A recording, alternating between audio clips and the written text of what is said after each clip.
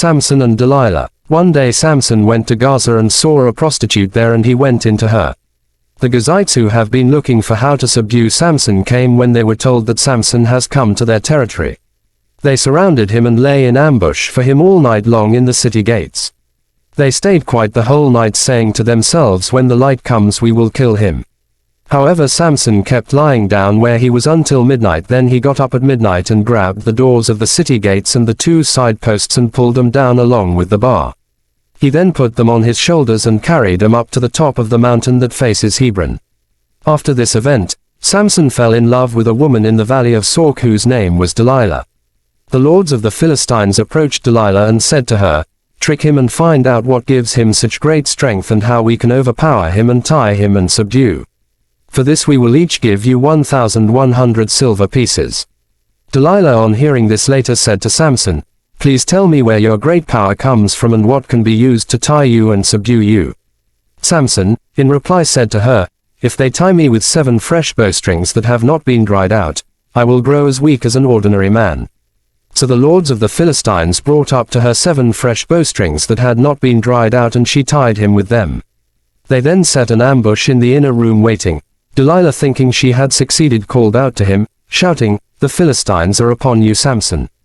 At that he tore apart the bowstrings, just as easily as a thread of flax comes apart when it touches fire. The secret of his power did not become known. Then Delilah said to Samson, "Look, you have fooled me and told me lies. Now tell me please what can be used to tie you." So he said to her again, "If they tie me up with new ropes that have not been used for work, I will grow as weak as an ordinary man." So Delilah took new ropes and tied him with them and called out, "The Philistines are upon you, Samson." All the while the ambush was set in the inner room. At that he tore the ropes off his arms like thread. After that Delilah said to Samson, "Up until now you have fooled me and told me lies. Tell me what can be used to tie you." Then he said to her, "If you weave the 7 braids of my head with the warp thread, I will be weak like an ordinary man." So she fixed his hair with a pin and called out to him, "The Philistines are upon you, Samson." So he woke up from his sleep and pulled out the loom pin and the warp thread. She now said to him, "How can you say I love you when your heart is not with me? 3 times you have fooled me and have not told me the source of your great power." Because day after day she kept nagging him and pressuring him, he became weary to the point of dying. So he finally opened his heart to her, saying, "A razor has never touched my head because I am in Nazarite of God from birth. If I am shaved, my power will leave me and I will grow weak and become like all other men." When Delilah saw that he had finally opened his heart to her, she immediately summoned the Philistines' lords, saying, "Come up this time, for he has opened his heart to me." The Philistine lords came up to her, bringing the money with them. She made him fall asleep on her knees. Then she called on to the man who is there to shave him to come, and he shaved off the 7 braids of his head. After that she began to have control over him, for his power was leaving him.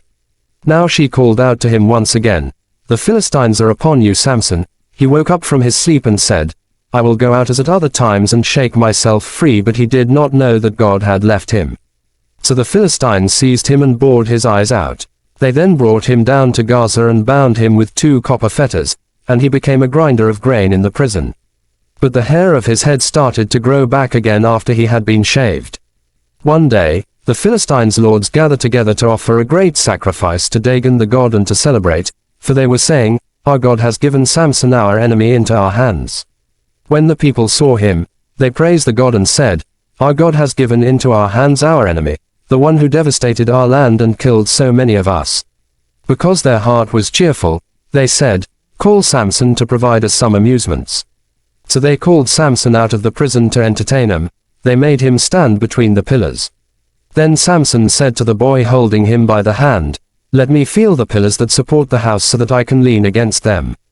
Incidentally, the house was full of men and women. All the Philistine lords were there, and on the roof there were about 3,000 men and women who were looking on while Samson provided amazement.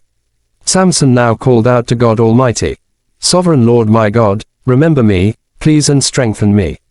Please just this once, O God, and let me take revenge on the Philistines for one of my 2 eyes."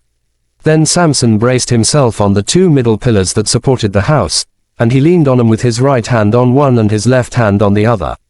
Samson then called out, "Let me die with the Philistines." Then he pushed with all this might, and the house fell on the lords and all the people in it. So Samson killed more at his death than he had killed during his lifetime. Later his brothers and all his father's family came down to take him back. They brought him up and buried him between Zorah and Eshtaol in the tomb of Manoah his father.